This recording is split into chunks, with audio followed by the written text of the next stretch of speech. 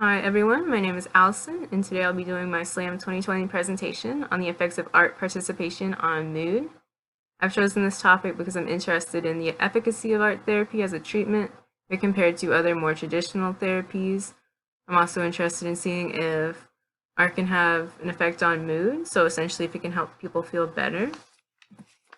I'm going to begin by defining some terms that are relevant to the art therapy field, starting with creative and expressive arts therapies.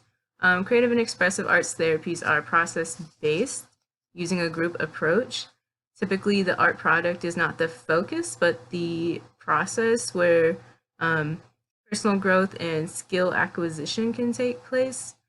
Creative and expressive arts therapies are not therapy, but a creative exploration that can be therapeutic. Examples of creative expressive arts therapies include dance, music, poetry, drama, art, and gardening can be an example of this. Art psychotherapy, or art therapy, on the other hand, is a clinically based approach using an individual dynamic, an individual model. This is typically done in a clinical setting with an individual or a client with a licensed art therapist. The art product is used during these sessions to act as a communicative tool to help build insight with the client and the therapist, as well as to aid expression. People may use art psychotherapy if other types of therapies haven't helped them as much in the past.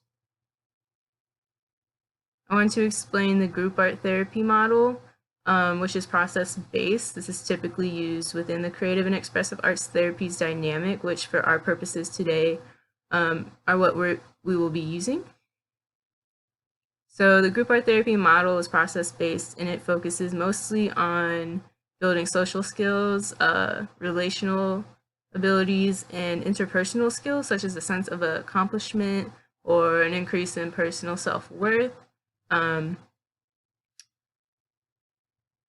group dynamic during this group process works well for certain populations, including veterans and individuals with schizophrenia. I was interested in using the creative arts dynamic as well as the group model for this experiment. I'm interested in seeing if art can have an effect on mood and arousal, which for our purposes today, arousal will mean energy level. So I've developed this hypothesis based on previous research that I've done looking at different types of art therapy as well as different models with people with schizophrenia. So I've used this research to build this hypothesis.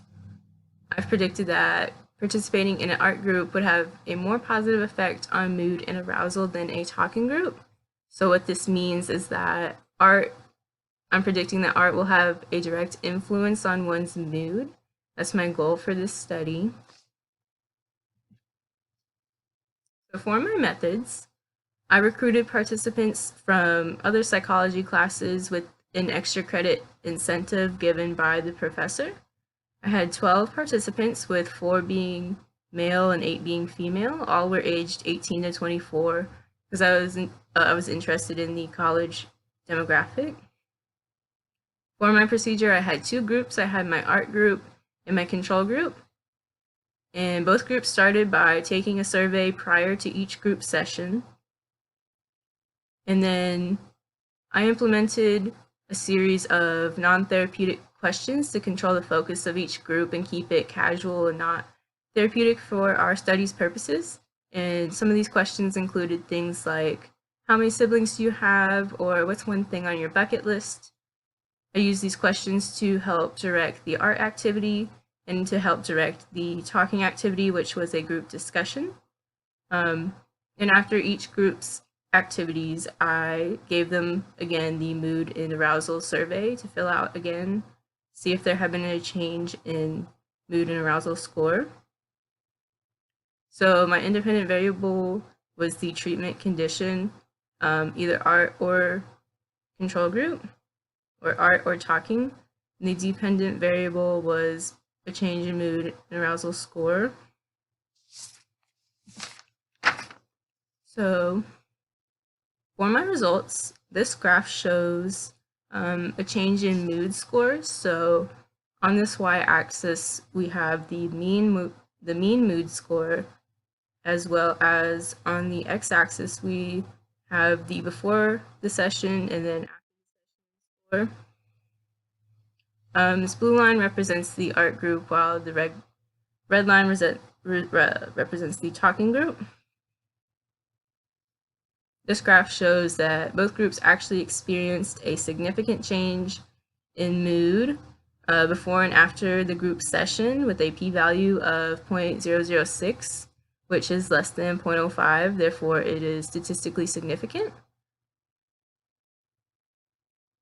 For the time versus group variable, this was not significant, but there is a interesting trend that indicates that the art group did see a more dramatic change in score.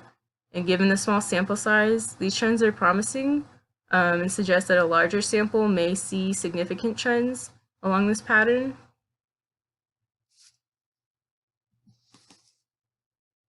This graph shows the arousal scores. So on the y-axis over here, we have the mean arousal score, and below we have on the x-axis and the before session and after session score, with the blue line referring to the art group and the red line representing the talking group. What this graph shows is that both groups experienced a significant change in arousal before and after group session, with a p-value of 0.037, which is less than 0.05, so it is statistically significant. Again, this time versus group interaction was not significant, but this dramatic increase does suggest that the art group experienced more of a change from before and after the group session. So again, with a larger sample size, we may be able to produce significant effects along this trend.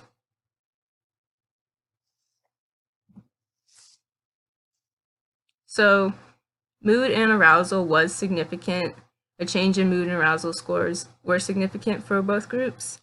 Mood may have increased for other reasons besides treatment condition, such as the act of doing something may have been enough to increase people's mood, as well as the act of interacting and relating to others could have increased one's mood.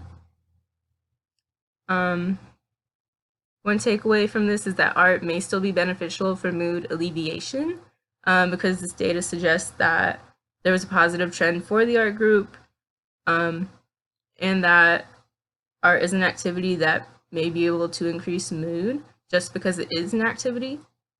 I used the talking group to emulate other therapies, such as in real trials looking at the efficacy of art therapy.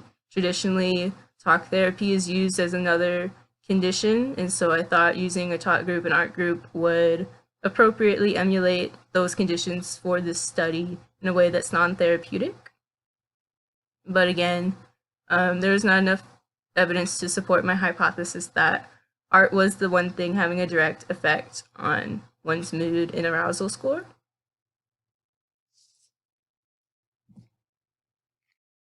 So some limitations of this study were that I had a very small sample size of 12. It's very hard to show patterns and trends within such a small sample size. Because we did see that more positive trend for the art group, while it wasn't significant, a bigger sample size would allow me to feel more confident in my results, and I'd be able to generalize them to the public more, or to the general population. I did look at personality scores of my participants. In the beginning, I gave them a personality survey, but their scores were too low to analyze due to what is known as a restriction of range, which means that there was a lack of variability among the scores. So I couldn't analyze them how I wanted to, so I chose not to use this data. This indicates that there was a homogeneous sample where everyone scored relatively similar on personality anyway, so I just didn't use this data in my analyses. So for my future directions, I would love to do this study with a bigger sample size to possibly help identify some of those significant trends, similar to those that were shown by the change experienced by the art group. This is characteristic of the art therapy field. Many studies are still being conducted and the field is still relatively new, so there's tons of room for growth. I learned that people are really receptive to the idea of art, as shown by my participants, to whom I am thankful for participating. Art therapy is very important to me, and educating others about art therapy is even more important, so I'm thankful for this opportunity. I began this study by thinking that art was the only thing that could have an effect on one's mood, but I'm glad that my results indicated that both groups were helpful in increasing mood. I think that's exciting and insightful, especially in times where people might be seeking activities to increase their mood. For my personal goals, I just want to share that I'm thankful for this opportunity to have studied something that I care about so much. My next steps include graduating, finding a job related to my interest in art therapy and psychology, and eventually going to graduate school one day to become a licensed art therapist. So I think that the information that I've learned during this research I'll be able to use in my future directions, my future research in art therapy. I would just like to thank those of you watching this. I would like to thank my participants. I'd like to thank my professors and MHU. If you have any questions or comments, I've included my email on the next slide. And thanks for watching.